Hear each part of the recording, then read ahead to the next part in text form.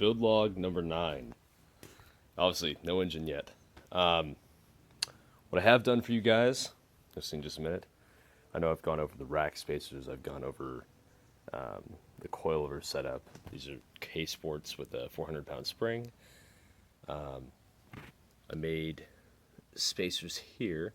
I'm going to get a nylock nut for this. Stainless steel brake lines, which you really can't tell. This Turbo 2 setup is now complete on this side. The other side I haven't done. So this is very minimal, okay? Before I show you guys what's over here, I'll walk over past my big mess. Port matched for gaskets. New nuts throughout the entire exhaust. We're going to put in two, where are they here? Two bungs right here for EGT sensors. So I want dual EGT. I know it's not going to really matter between this distance, but I want to see what the temperatures are for both front and rear rotor, and then tune according to that. This was made by, was it Rotary 13B1, I think? So really cool metal replacement for a Series 5 Rx7. My buddy Tony, let's see if I can zoom in here. Turn on the light maybe? Yeah. So you can see that he cut it apart and he actually cleaned up what would have been a really sharp edge. What that'll do is it'll cavitate the water, so we didn't want that. Marked it here. I'm going to use a little air bleed. So this, you just drop it in, press this little actuator button here, and it'll bleed out air from the highest point in the coolant system. Now, coolant system. So, heat exchangers. This is my proposed setup. Obviously it's not shrouded yet, I haven't made a shroud. But what I have is my 26 by, 15.5 by 3 Griffin Radiator with decently high pressure cap, 16 pound. Of course, whatever I shoot my phone doesn't work. Okay, 16 pound cap. Is like a 3-inch course. It's very, very thick. That's the largest spall fan that is on the market. It's the 45 amp version with I forget the rate is. I need a 100 amp fuse essentially. So that'll be shrouded with the FB oil cooler, which I have fittings for now. This is a M16 1.5 to -10. So I'll have -10 off the motor. It'll go to an Earls oil cooler thermostat to this after the Earls 34 row oil cooler. This will all be shrouded together and it'll be mounted in a V-mount configuration. Okay, and here's my intercooler. This will be going this way in this configuration. So imagine this being tilted like that, okay? Then we have the intercooler. That's going to be across the top here. So that's going to be directly intake, intercooler, turbocharger, intercooler. So very efficient. The air intake for the turbo will go back underneath here to a very cold spot, which I'll have separated. So this will be sectioned off to separate air charge. There will be guides, air guides for the radiator oil cooler here. And then the 34 row will have an air guide over here. And I'm going to try to chop off some of this and have it sectioned off 34 row air diverter. So battery will be removed. That's all kind of in the process of doing all stinger wiring, 0 gauge. It'll run back, so engine harness obviously. It'll go in through this side, There's plenty of room right here.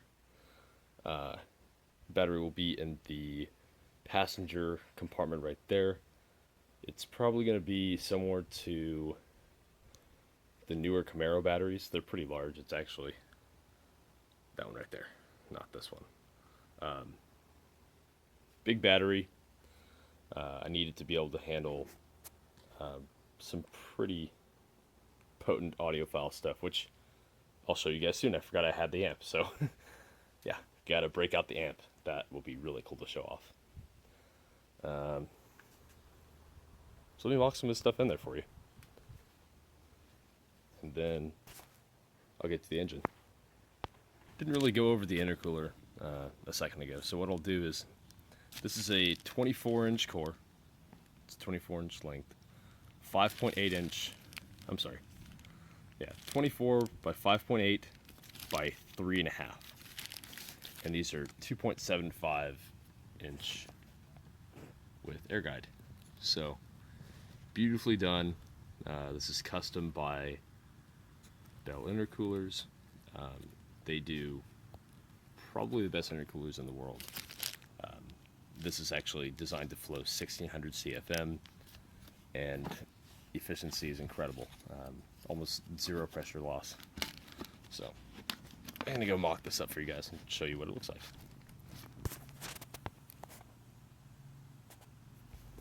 Okay, it's not gonna sit like this, obviously. I'm having a hard time holding it all together for you guys, but imagine this.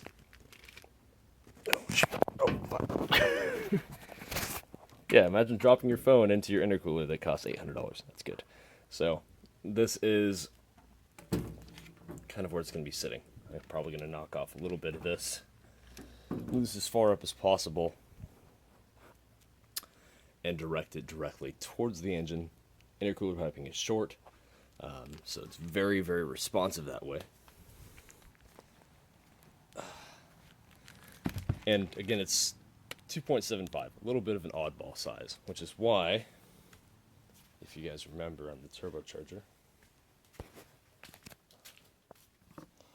I have this. So the turbo, 2.75. Now, as with the turbo, I've been making a ton of little modifications to it. The oil cooler line that I did is very tight. I went with 18-inch Kevlar lined -3, so I needed to go right angle here so I could, use up what I had. This will fit perfectly like that. It was too short, but it's fine now. Otherwise, it's the same refinished from G-Pop Shop. Amazing job from them. So, also, I just redid the wastegate kind of actuator arm. Since this is a T4 style instead of a factory, I used one of these as a bracket, knocked off the HT18 wastegate, and used that bracket, modeled it onto the actuator arm, which I still need to get a C-clip for. And I'll be running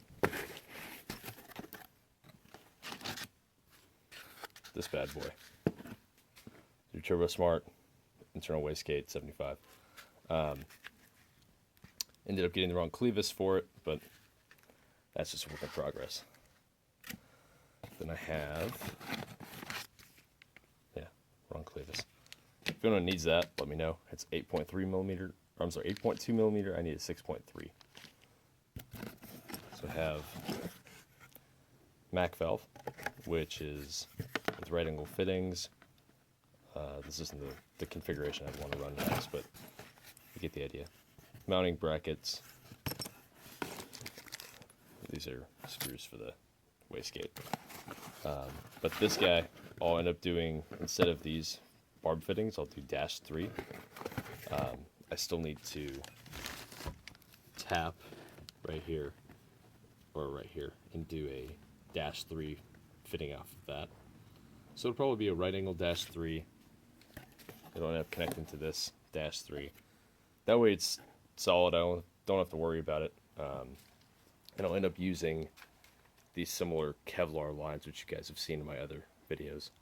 Very cool, by AFCO Racing. So that's it for now. I'll get to the interior and I'll try to mock up the radiator, but I don't want to drop it in my engine bay because that would be horrible. Alright, see you guys soon.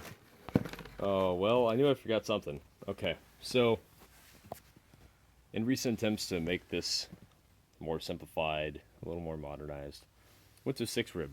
So this will be, you know, water pump, main, and alternator, which will all be 6-rib. I'm going with the 270 amp alternator. I need that to be reliable. Obviously, here's the tensioner, so this should be fine. The Subaru 2.2 boxer engine had almost the exact same frame as this, as far as like the sizing. And I'm getting one of those from DC Power Engineering. Really, really cool alternator, 270 amp. So that'll drop in. It'll work directly with that 6-rib. So there's my whole power for audiophile stuff. My buddy Tony did an extension here. So since I have this spaced out, which this needs also to be changed out to a -3 or at least a right angle barb, so I can have an oil feed that's coming down here, because obviously this hits if I were to put a line in there. So he did this extension for the OMP, and then I'll have my oil drain, which should work perfectly. Here's this line that was a little bit too short for the feed line. There's a 22-inch, 18-inch, 24-inch. This is 18, so definitely there's easy options out there. A lot of these coolant passages are closed off since I don't have a coolant-cooled turbo. It's a new 180-degree thermostat instead of the 195. What do I have here? So throttle body is ready to be tightened down. TPS is done. Oh, let's see if I can see it. Tony also mocked me up a badass, I guess you just say block off plate. Simple, but effective. So, really appreciate the help. FFR Fabrication, check them out if you haven't heard of them. And then, of course, the 2 3/4 inch intake. So this is all 2 3/4. This will end up going into stainless steel, which is easier to weld. I'll end up powder coating it. That'll drop right down. So here's the engine. There's the bay. It'll drop in around intercooler. Again, turbo intercooler. Simple.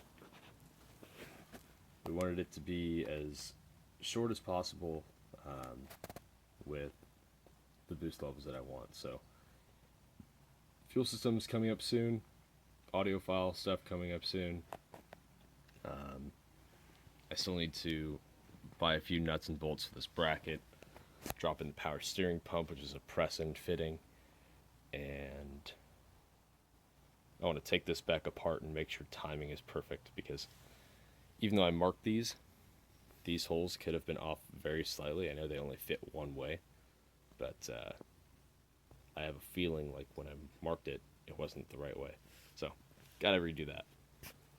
Double check your work.